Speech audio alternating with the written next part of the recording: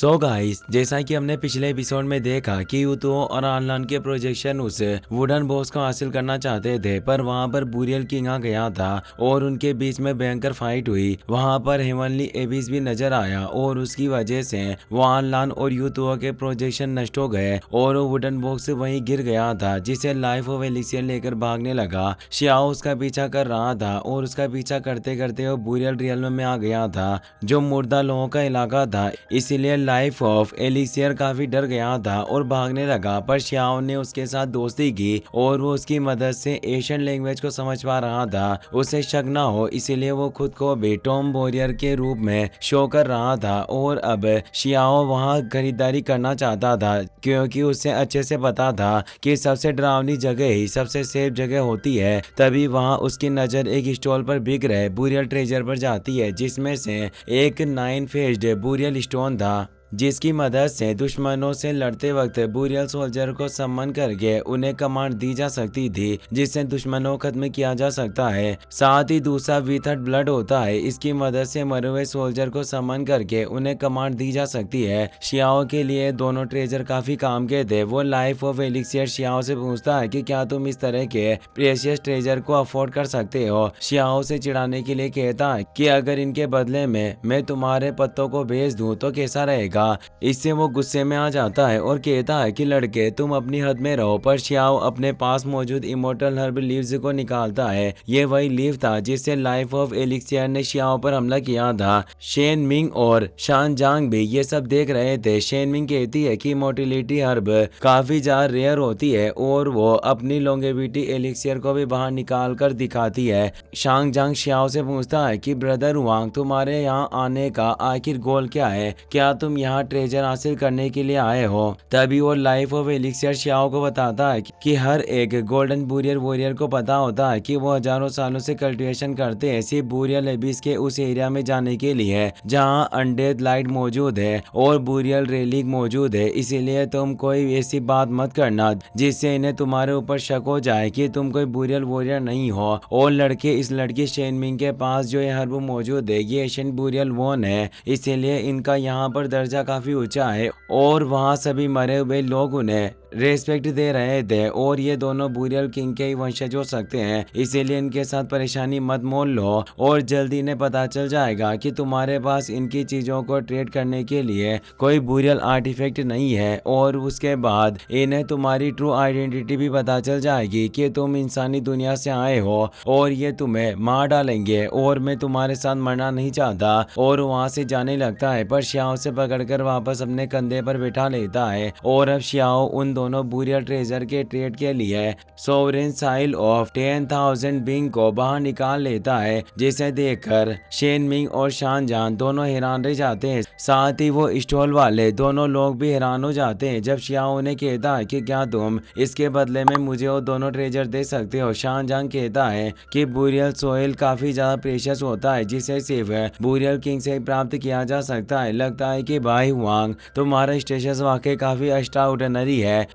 वो दोनों दुकानदार जल्दी से इस ट्रेड को स्वीकार कर लेते हैं और शियाओ उन्हें बुरियल सोइल दे देता है, जिससे आज का उनका कोटा पूरा हो चुका था। इसीलिए वो तुरंत दुकान खाली करके निकल जाते हैं। लाइफ ऑफ एलिक्सियर शियाओ से कहता है कि तुम मूर्ख हो, तुम्हारे पास प्रीमोडियल सोइल थी पर तुमने इसके बारे में मुझे कुछ नहीं बताया। मैं तुम्हें इसके बदले में अपनी कई सारी लीफ दे सकता था। पर शियाओ की इस ट्रेड से शेन मिंग और शान जांग दोनों उससे इम्प्रेस हो गए थे। शेनमिंग कहती है कि भाई वांग, तुम्हारे पास और कौन से रेयर ट्रेजर हैं जो तुम्हें मिले हैं, क्योंकि जब तुम बुरियल एबिस की गहराई में जाओगे तो तुम ओरिजिन आर्टिफैक्ट प्राप्त कर सकते हो और साथ ही एक बुरियल किंग भी बन सकते हो। और मुझे उम्मीद है कि तुम अपनी इस लिटिल सिस्टर के साथ अच्छे से पेश आओगे। शियाओ हैरान था कि बुरियल एबिस वास्तव में बुरियल किंग को भी क्रिएट कर सकती है और वहां पर बुरियल एबिस की गहराई में जाने का एक ब्लैक ट्री मौजूद था, जिससे अब एक बुरियल एबिस पैसेज मैसेज खुल जाता है। इससे शानजांग काफी खुश हो जाता है और हंसते हुए कहता है कि अब बुरियल एबिस ओपन हो गया है भाई वांग, अब हमारे जाने का समय है। शियाओ सोचता है कि ग्रेट एल्डर ने मुझे बताया था कि इस जगह के नियम बाहरी दुनिया से अलग हैं, इसीलिए यहाँ कई सारे खतरे हो सकते हैं, पर अगर मुझे ओरिजिन आर्टिफैक्ट मिल गया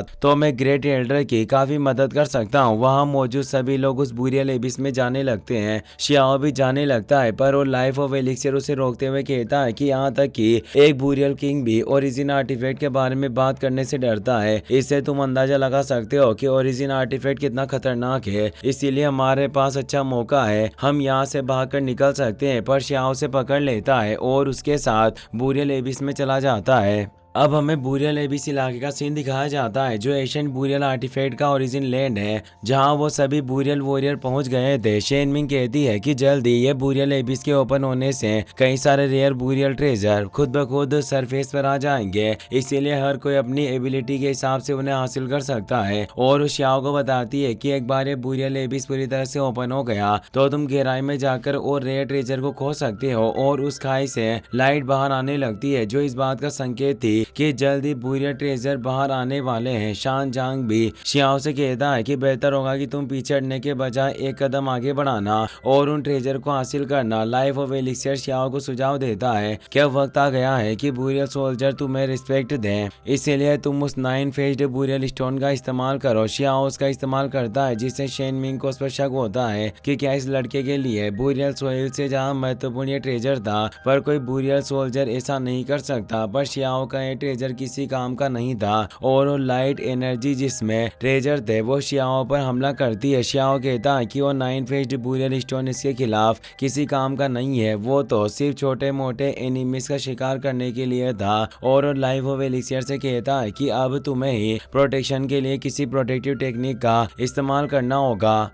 जिस पर वो कहता है कि हर किसी की टेक्निक अलग अलग पर्पस के लिए होती है और मेरी प्रोटेक्टिव टेक्निक इस बुरियल आर्टिफैक्ट ओरा के खिलाफ काम नहीं करेगी, इसलिए मैं इन्हें रोक नहीं पाऊंगा। तभी वो आर्टिफैक्ट लाइट फिर से हमला करती है। वो सिर्फ वांग को ही निशाना बना रही थी, जिससे लाइफ ऑफ एलिक्सियर कहता है कि यहाँ और भी लोग हैं पर ये हमें ही निशाना बना रही है, इसीलिए लड़के अब वक्त आ गया है कि तुम उस विथर्ड ब्लड स्टोन को भी बाहर निकालो। शियाओ ऐसा ही करता है और वो ट्रेजर वेव नष्ट होकर बिखरने लगती है। शियाओ और लाइफ ऑफ एलिक्सियर खुश होते हैं कि वो बच गए। शानजांग शियाओ से कहता है कि तुम्हें अब पता चल ही गया होगा कि हम यहाँ अकेले ज्यादा आगे तक नहीं जा सकते, इसीलिए बुरियल होल की गहराई में पहुँचने के लिए हमें मिलकर काम करना होगा। पर शेनमिंग कहती है कि भाई वांग तुम पूरी तैयारी के साथ नहीं आए हो, इसीलिए तुम्हारे पास बचाव के लिए कोई बुरियल आर्टिफैक्ट भी नहीं है, इसीलिए मुझे तुम पर शक हो रहा है और उस पर हमला करने लगती है। शियाओ सोचने लगता है कि आखिर मेरे पास ऐसा कौन सा वेपन है जो बुरियल आर्टिफैक्ट अटैक को झेल सकता है। तभी लाइफ ऑफ एलिक्सियर शियाओ के ट्रेजर में से एक बाहर निकालता है जो डार्क इमोर्टल गोल्डन कोल्ड्रेन थी, जो एक extraordinary Asian burial artifact था जो शियाओ ने अपने दुश्मन से लड़ते वक्त हासिल किया था।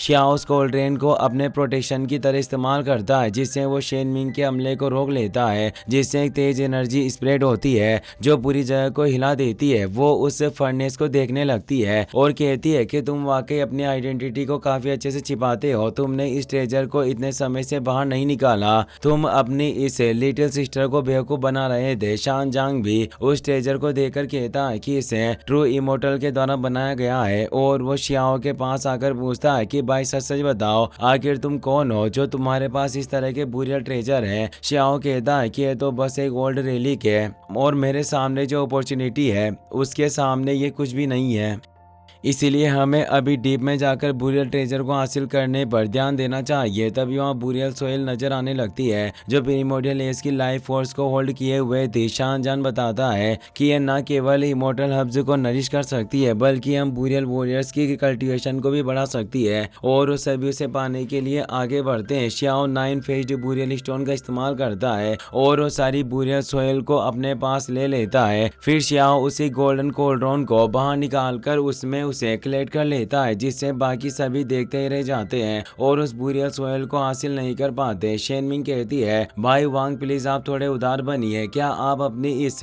लिटिल सिस्टर के साथ भी थोड़ा हिस्सा शेयर कर सकते हैं। शियाओ वहां मौजूद सभी को एक एक हिस्सा देता है। इस पर वो लाइफ ऑफ एलिक्सियर गुस्से में कहता है, लड़के क्या तुम पागल हो जो टॉप टियर बुरियल सोहेल को भी मिठाई की तरह बांट रहे हो। शियाओ कहता है कि अगर तुम मेरे साथ रहोगे तो मैं तुम्हें काफी सारी चीजें दे सकता हूँ। शान जांग और शेनमिंग दोनों उस बुरियल सोहेल से अपने पावर बढ़ाते हैं और शियाओ को मदद के लिए थैंक्स कहते हैं और शान जांग बताता है कि जब 2 दिन आएगा जब बुरियल किंग इस जगह से अपनी सील को हटा लेगा तब हम गहराई में प्रवेश कर पाएंगे। शियाओ सोचता है कि बुरियल वॉरियर्स बाहरी दुनिया के बारे में कुछ नहीं जानते, अगर ये बाहर गए तो ये तूफान ला देंगे। तभी आसमान से एक तेज एनर्जी निकलने लगती है जिससे सभी शियाओ के पीछे आ जाते हैं। शियाओ अपनी डिवाइन आई की मदद से चेक करता है और उसे एक प्रिजन दिखाई देती है। शियाओ को इसमें एक फेमिलियर एहसास हो रहा था और वो कहता है कि यह तो वही डार्क केज है, इसके अंदर आत्माएं फंसी होती है और उस जेल के अंदर भी एक सुप्रीम बीइंग मौजूद था जो उस प्रिजन को तोड़कर